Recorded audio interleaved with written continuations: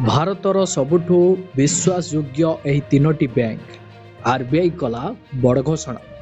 ଯଦି ଆଜିକା ଡେଟ୍‌ରେ ଆପଣମାନଙ୍କର ଏହି ତିନୋଟି ବ୍ୟାଙ୍କରେ ଖାତା ରହିଛି, ତାହେଲେ ଆପଣମାନଙ୍କ ପାଇଁ ଏହି ଖବର ବହୁତ ଗୁରୁତ୍ୱପୂର୍ଣ୍ଣ।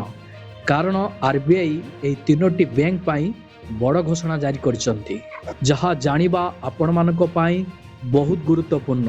ସେଥିପାଇଁ ଆପଣମାନେ ଭିଡ଼ିଓଟିକୁ ବିନା ସ୍କିପ୍‌ରେ ଆରମ୍ଭରୁ ଶେଷ ପର୍ଯ୍ୟନ୍ତ ଦେଖନ୍ତୁ, ଯାହାଫଳରେ ଆପଣ ଜାଣିପାରିବେ, ବୁଝିପାରିବେ। ଭିଡ଼ିଓଟିକୁ ଆରମ୍ଭ କରିବା ପୂର୍ବରୁ ଆପଣ ସମସ୍ତଙ୍କୁ କହି ରଖିବି, ଚ୍ୟାନେଲରେ ଯଦି ନୂଆ କରି ଆପଣ ଭିଡ଼ିଓଟି ଦେଖୁଥାନ୍ତି, ତାହେଲେ ଭିଡ଼ିଓକୁ ଲାଇକ୍ କରି ଚ୍ୟାନେଲକୁ ସବସ୍କ୍ରାଇବ୍ କରି ପାଖରେ ଥିବା ଘଣ୍ଟି ଚିହ୍ନକୁ ଦବାଇ ଦିଅନ୍ତୁ। ଦେଖନ୍ତୁ, ଭାରତୀୟ reserve bank RBI, state bank of India SBI, HDFC ଏବଂ ଆଇସିଆଇସିଆଇ ବ୍ୟାଙ୍କକୁ ଦେଶର ସବୁଠାରୁ ସୁରକ୍ଷିତ ବ୍ୟାଙ୍କ ଭାବରେ ନାମିତ କରିଛି।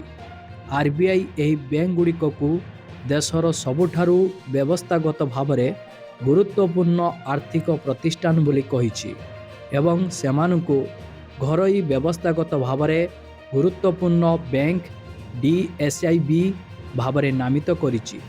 ମଙ୍ଗଳବାରର ଘୋଷଣା ବ୍ୟାଙ୍କିଂ କ୍ଷେତ୍ରରେ ଏହି ତିନୋଟି ସଂସ୍ଥାର ଗୁରୁତ୍ୱକୁ ନିଶ୍ଚିତ କରିଛି।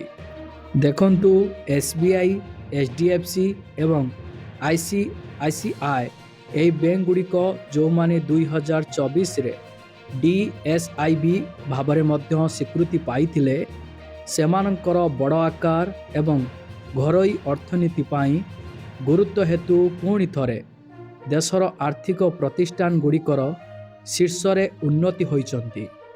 ଆର୍‌ବିଆଇ ନିର୍ଦ୍ଦେଶାବଳୀ ଅନୁଯାୟୀ ଏହି ବ୍ୟାଙ୍କଗୁଡ଼ିକକୁ ଅଧିକ ପୁଞ୍ଜି ବଜାୟ ରଖିବାକୁ ପଡ଼ିବ, ବିଶେଷ କରି ଅତିରିକ୍ତ ସାଧାରଣ ଇକ୍ୱିଟି ଟାୟାର 1 ସିଇଟି1 ପୁଞ୍ଜି, ଯାହା କ୍ଷତି ହ୍ରାସ କରିବା ଏବଂ ପ୍ରଭାବଶାଳୀ ଭାବରେ ବିପଦ ପରିଚାଳନା କରିବା ପାଇଁ ଆବଶ୍ୟକ।